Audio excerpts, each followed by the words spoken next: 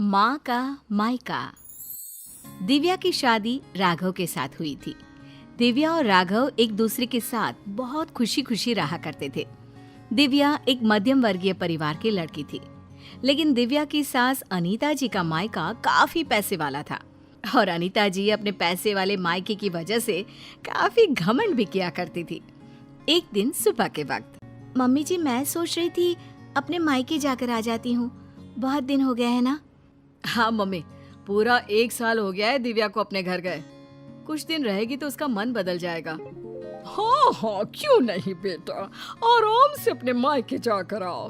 अरे भाई, लड़कियों को अपने मायके जाना भी चाहिए, वो भी तो तुम्हारा घर है। जरूर जाओ बेटा।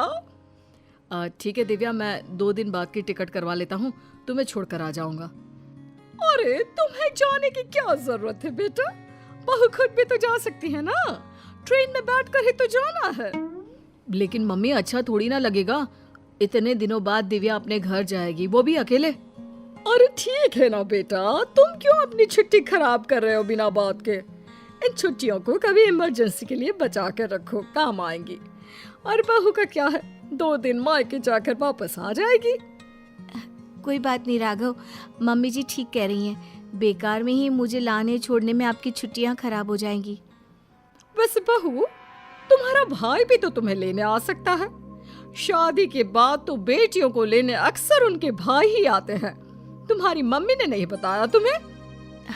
कोई बात नहीं मम्मी जी, अभी आप ही ने तो कहा ना कि मैं अकेले जा सकती हूँ, तो मैं अकेले चली जाऊंगी। अरे बहू, कहीं ऐसा तो नहीं ना कि किराए के पैसों की वजह से तुम्हारा भाई तुम्हें लेने नहीं आ रहा। तुम्हारे मायके वाले सोच रहे होंगे कि बिना बात का खर्चा जो हो जाएगा उनका। मम्मी, आप दिव्या से ऐसे क्यों कह रही हैं? अरे तो इसमें गलत क्या कह रही हूँ भाई, पैसों की चिंता सबको होती है। नहीं नहीं मम्मी, ऐसी कोई बात नहीं है। मेरे घर वाले मेरे किराए के पैसे तो कम से कम खर्च कर ही सकते हैं। 2 दिन के बाद दिव्या अकेले ही अपने मायके चली जाती है। उसके मायके जाने के बाद, राघव बेटा, तुम्हारी शादी ना हमने गलत घर में कर दी। अब क्या हुआ माँ? दिव्या से कोई शिकायत है क्या आपको? आपने मुझे उसके घर भी नहीं जाने दिया। अरे क्या करेगा वहां जाकर, जब भी जाता है ढंग के तोहफे तक नहीं देते वो लोग। वो तो ये भी नहीं जानते कि दामाद की खातिरदारी कैसे करनी चाहिए। मम्मी, आजकल के जमाने में कौन इन सब बातों के बारे में सोचता है? कभी तेरे पापा से पूछना, आज भी मेरे साथ जब मायके जाते हैं ना तेरी नानी के घर, तो पूछ कितनी खातिरदारी होती है उनकी वहां पर। और तोहफे तो इतने देती है तेरी नानी कि घर ही भर जाता है मेरा तो। लेकिन मम्मी, वो आपके मायके की परंपरा है ना, सब जगह ऐसा हो ये जरूरी तो नहीं। और हम दिव्या के घर वालों से ऐसी उम्मीद कैसे रख सकते हैं? अच्छा नहीं लगता मम्मी। ओफो, आजकल के लड़के ना शादी होते ही अपने पत्नी के साइड लेना शुरू कर देते हैं। अब देखना, आएगी तुम्हारी पत्नी खाली हाथ अपने मायके से। कुछ दिनों के बाद दिव्या अपने मायके से लौट कर आती है और वो अपनी मम्मी के दिए हुए गिफ्ट अपनी सास अनीता जी को दिखाती है। मम्मी जी ये देखिए, मेरी मम्मी ने मुझे साड़ी दी है। राघव के लिए शर्ट और आपके लिए भी एक साड़ी भेजी है। बस? और कुछ नहीं रखा तुम्हारी मम्मी ने? अरे इतने दिनों के बाद मायके गई थी। मुझे तो लगा भाई अपने मायके से ढेर सारी चीज मिलेगी तुम्हें। ऐसी बात नहीं है मम्मी जी, वो लोग तो मुझे बहुत सारी चीजें देने की कोशिश कर रहे थे, लेकिन मुझे ये सब अच्छा नहीं लगता। हाँ मम्मी, मैंने ही दिव्या से मना किया था, बिना बात के किसी से चीज लेना अच्छी बात नहीं है। तुम्हारी नानी होती ना बेटा तो मुझे कभी इस तरह नहीं आने देती। मेरे मायके की तो बात पूछो ही मत। जब भी जाती हूँ इतने सारे गिफ्ट मिलते हैं, क्या बताऊं। बस मुझे तो कभी कुछ खरीदने की नौबत ही नहीं आई। कभी कोई साड़ी, कभी कोई सामान मैंने खुद के हाथों से इतने सालों में नहीं खरीदा। सब कुछ तुम्हारी नानी ने दिया है मुझे। मम्मी, अब वक्त बदल गया है, वो आपका मायका है, दिव्या का परिवार पूरी तरह से अलग है।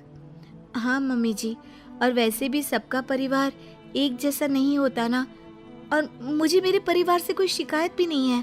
कुछ दिनों के बाद अनीता जी अपने मायके जाती है और जब वहां से लौट कर आती है तो बैग भर भर के गिफ्ट लेकर आती हैं। देखो बहू, इसे कहते हैं मायके से आना। अरे भाई, इतना सामान हो गया था कि क्या बताऊं।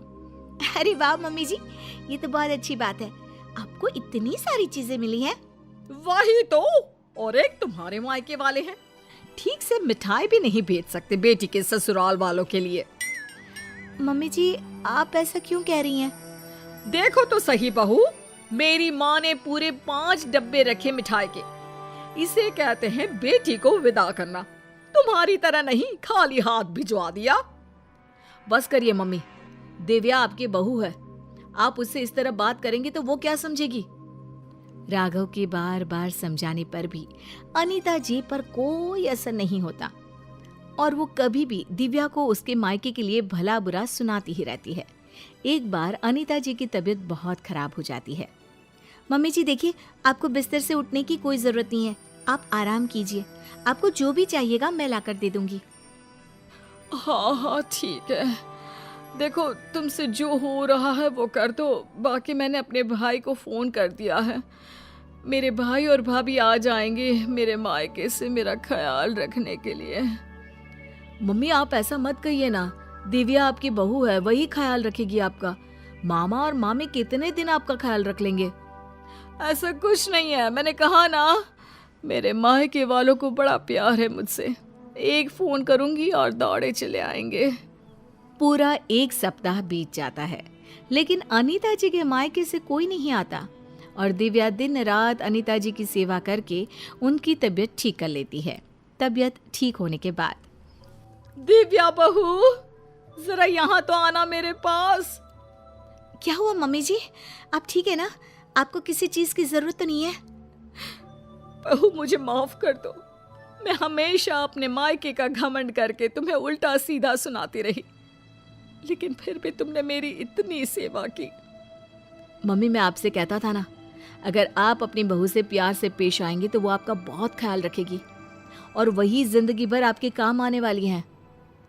लेकिन मैंने तो अपनी बहू को हमेशा ताने मारे और फिर भी उसने मेरा इतना ख्याल रखा। मुझे माफ कर दोगी ना दिव्या? अरे मम्मी जी ऐसा मत कहिए, आप हमेशा मेरे मायके वालों को भला बुरा कहती रहती थी, लेकिन एक बात बताऊं, सबके घर वाले ना अलग अलग होते हैं, सबका अपना अपना नेचर होता है, लेकिन इसका मतलब ये नहीं कि मेरे मायके वाले मुझे प्यार नहीं करते, और इसका मतलब ये भी नहीं कि आप मुझे प्यार नहीं करती, है ना सच?